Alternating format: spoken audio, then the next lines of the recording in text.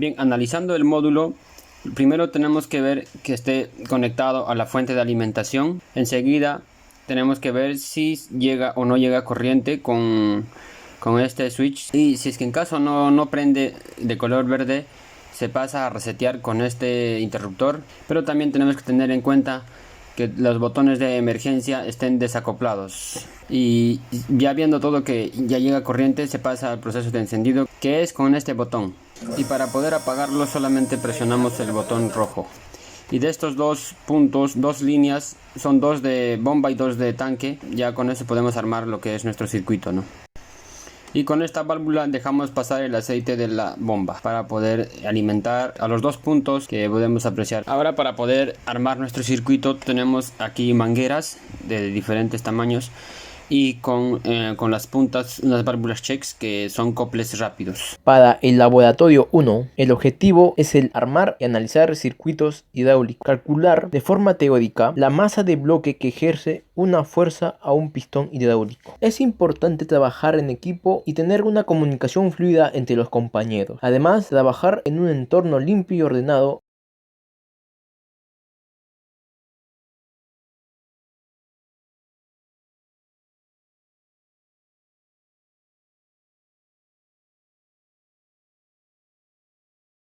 Analizando el circuito 1, tenemos dos válvulas de restricción variables y 3 manómetros de presión. En teoría, las válvulas que restringen están completamente abiertas y los manómetros nos darán una lectura de 0. La lectura del manómetro 2 debe ser igual o menos al del manómetro 1. La lectura del manómetro 3 es 0, debido a que no hay restricciones porque el fluido retorne al tanque. Bien, realizaremos la experiencia 1. Primero tenemos que alimentar el circuito con esta válvula abriendo por completo y podemos apreciar dos mangueras. Esto es de la entrada de la bomba P y el otro es de retorno al tanque T. Y ahora, teniendo las dos válvulas restrictoras totalmente abiertas, los manómetros en teoría deberían de marcar 0, pero marcan 12 bar. Esto se debe a las resistencias que hay en todo el circuito. Ahora, regulando la válvula 1 a 30 bar, vemos que los demás manómetros marcan 12. Bueno, debería ser 0 porque no hay resistencias. Y como sabemos que la presión se genera antes de una restricción, podemos ver que cuando variamos la válvula 2, la lectura M1 y M2 son iguales. Y concluimos que M2 no será mayor a M1. Pueden ser iguales, pero no mayor. Y M3 se mantendrá 0 o con baja presión porque no hay restricciones, ya que se está yendo el fluido al tanque. También puedo concluir que si ponemos otras restricciones, M1 será mayor o igual a los demás. En esta experiencia 2 tenemos una válvula restrictora variable y otra fija completamente cerrada. Y ahora veremos qué es lo que sucede en el manómetro M1, M2 y M3. En teoría el M3 debe ser 0 y en M2 y M1 deben ser iguales, ya que en manómetro 2 se genera la máxima presión porque el fluido no tiene por dónde pasar. Y eso es lo que sucede efectivamente en la manguera del manómetro 3. Por eso marca 0 y M1 y M2 son iguales, marca 60 bar. Y si alteramos la válvula 1, igual nos marca 60 bar, porque la válvula 2 está completamente cerrada y asimismo se cumple la teoría de Pascal, donde nos dice que la presión ejercida por un fluido de paredes indeformadas se transmite en igual intensidad en todas las direcciones de fluido.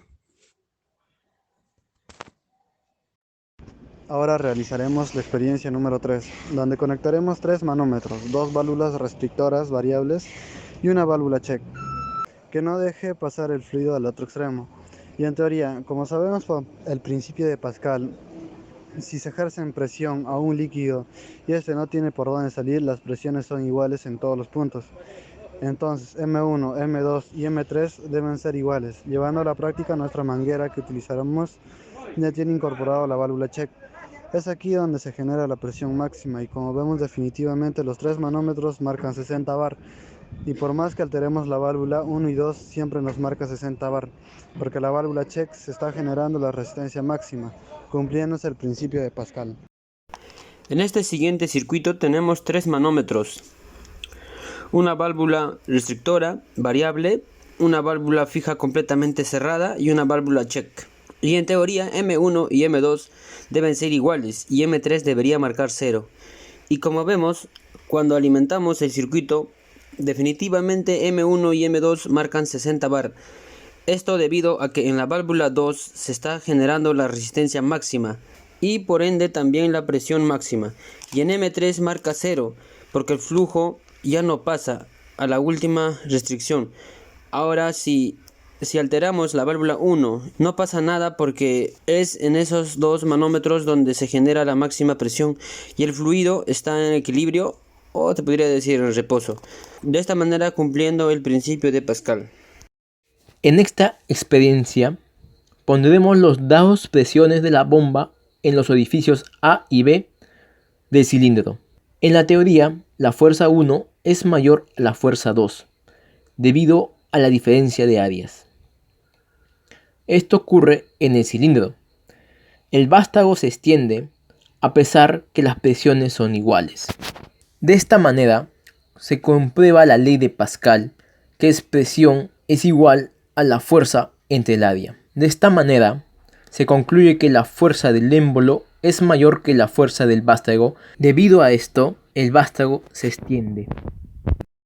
Bien, ahora realizando la experiencia número 6, tenemos aquí en la ficha técnica los datos del cilindro, que nos dice que tiene 25 milímetros de diámetro del émbolo, 16 milímetros de diámetro del vástago y 400 milímetros lo que sería la carrera. Nos dan de teoría la presión, que es 40 bar, convirtiéndolo a pascales sería 4 por 10 a las 6 pascales, y nuestro diámetro en milímetros le hemos pasado lo que es a metros para que nos pueda salir en kilogramos nuestra masa, y también nos apoyamos de la fórmula que es presión fuerza sobre área, y el área es pi por diámetro al cuadrado sobre 4, y sabemos que la fuerza es igual a masa por la gravedad. Desarrollando el área, ahí tenemos el área 1 y el área 2. Lo que queremos es la diferencia de áreas, ¿no?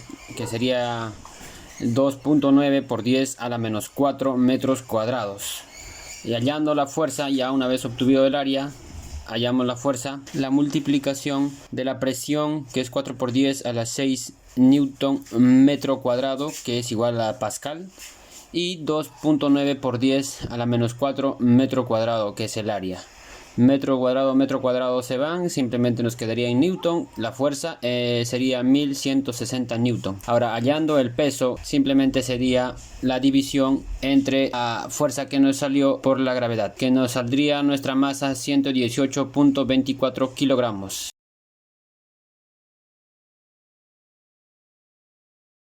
Muy bien, como vemos acá tenemos dos válvulas de alivio.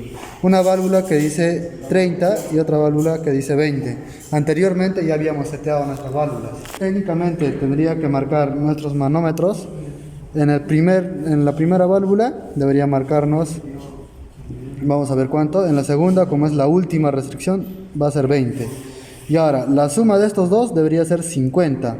O sea, este primer manómetro debería marcar 50. Ahora, vamos a hacer la comprobación encendiendo nuestra bomba. Esta es nuestra primera válvula de alivio. Encendemos. Lo que está marcando primero debería marcar 50, pero marca 40. ¿A qué se debe esto? Esto se debe a que acá adentro hay algún desgaste provocado con el tiempo. Y ahora, en la última válvula de alivio debería marcar 20. Entonces, acá vemos y está en 20.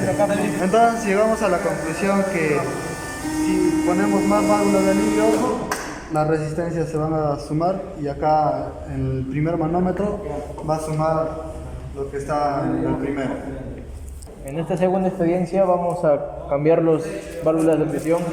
Esta es la válvula reseteada a 20 bar, esta 30. En nuestro diagrama, teóricamente tenemos que observar que la válvula, la manómetro 1 tiene que sumar las dos restricciones de ambos presiones. Vamos a comprobar esto en el circuito que hemos armado, ¿no? Como vamos a haber planteado que en la válvula número 30 mide la manómetro la restricción. Entonces acá en la 1 de la válvula de la válvula de 20 tiene que sumar las dos restricciones de la 30 y de la que está subiendo. Entonces debería ser 50. En la práctica ocurre esto debido a que hay una fuga en una parte del sistema, ¿no? Pero en conclusión, el manómetro 1 va a tener la tarea de medir la presión de todo el sistema mientras más restricciones ponemos antes del manómetro 1, ¿no? Por ejemplo, él no se va a encargar de medir la presión de la bomba número 30, ¿no? No va desde 20. En cambio, sí va a medir de todo el sistema de restricción. En la parte teórica nos explica de que si la cañería S1 y S2 está cerrado, entonces me quiere explicar que la suma de estas dos válvulas que están calibradas de 20 a 30 tendría que ser 50. ¿Ya? Y entonces, si el S1 estuviese abierto, prácticamente estaría marcando la parte de la resistencia que es 30, y así inversamente con el S2. Esta válvula está calibrado de 30 y este de 20. Y el manómetro nos debe indicar de acuerdo a lo teórico. Como verán, acá tenemos las dos cañerías S1 y el S2. Al estar abierto, no debe marcar plenamente 0, pero es un aproximado. Entonces, al cerrar el S1, prácticamente nos debería estar marcando 20. Al abrirlo y cerrar con el S2, nos debería estar marcando aproximado de 30. Y como verán acá es aproximado de 30. Al cerrar los dos, nos debe marcar el aproximado de 50 bar. Entonces, como nos ha marcado todo el manómetro correcto, entonces quiere decir que el circuito está funcionando bien. Vamos a conectar dos válvulas de alivio en serie. La primera válvula tiene que estar regulado a 30 bar y el segundo a 20 bar. Entonces acá está regulado el primero a 30 bar y el segundo a 20 bar. Y nos dice que tenemos que poner un manómetro, un solo manómetro, pero en la principal, que sería en la entrada, ¿no? Que está entrando del tanque.